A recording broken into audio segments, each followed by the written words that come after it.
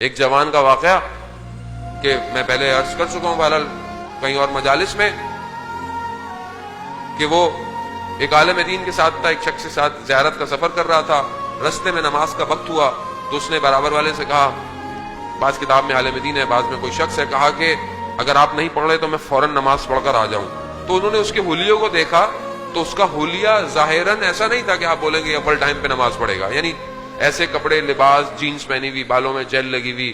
تو اس نے بولا کہ ایسے دیکھ کے تو ایسا، تو خیر اس نے کہا پڑھ لیں۔ وہ نماز پڑھ کر آیا تو اس سے پوچھا کہ بھائی تمہارے حلیے سے تو نہیں لگتا کہ تمہارے دل میں نماز کی اتنی تڑپ ہو، اتنا وہ ہو، تو یہ معاملہ کیا ہے؟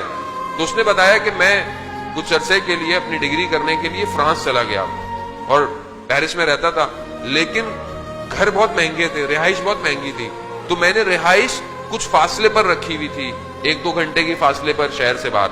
تو کہتا میرے 2 سال گزر کر میری ڈگری کے آخری ایگزامز تھے، تو ایک ہی بس تھی جو صبح ہمارے ٹاؤن سے جاتی تھی، تو میں اس میں بیٹھا، بس تھوڑی دیر چلی اور بس خراب ہو گئی۔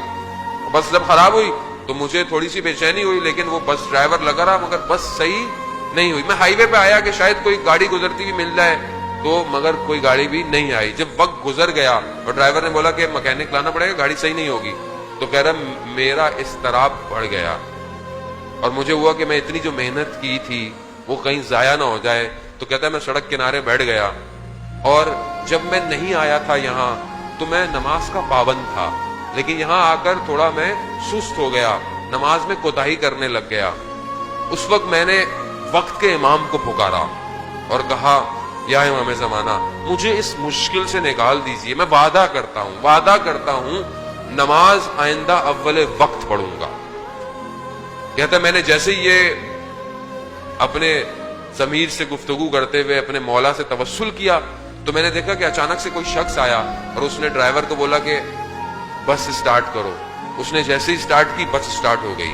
میں بھاگتا ہوا پہلا شخص تھا جو بس میں بیٹھا، لیکن ابھی میں دروازے سے اندر داخل ہوا تو وہی شخص گھومتا ہوا دروازے پر آیا اور اس نے مجھے کہا یہ جو تم نے وعدہ کیا ہے اس پر قائم رہنا۔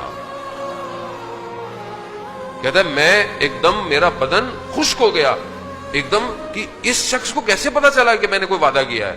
ابھی میں سمجھتا کہ یہ شخص کون تھا، دیکھا تو وہ شخص غائب ہو گیا۔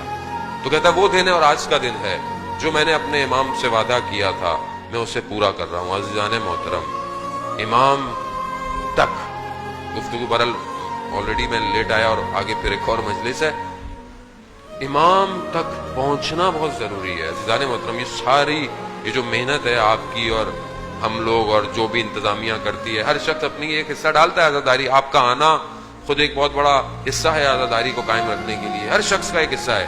اس سب کا اجر جو ہے وہ امام کی نصرت ہے۔ اگر یہ مجلس ہمیں امام زمانہ تک نہیں لے کے جا رہی تو پھر یا تو میرے اندر کوئی پرابلم ہے جو بیان کر رہا ہے، یا پھر آپ کے خدا نہ خواستہ، میں آپ کو نہیں کہوں گا، کہ کوئی ایسا عمل ہے جس نے مجھے روکا ہوا ہے۔ ہمیں امام تک پہنچنا ہے عزیزان محترم۔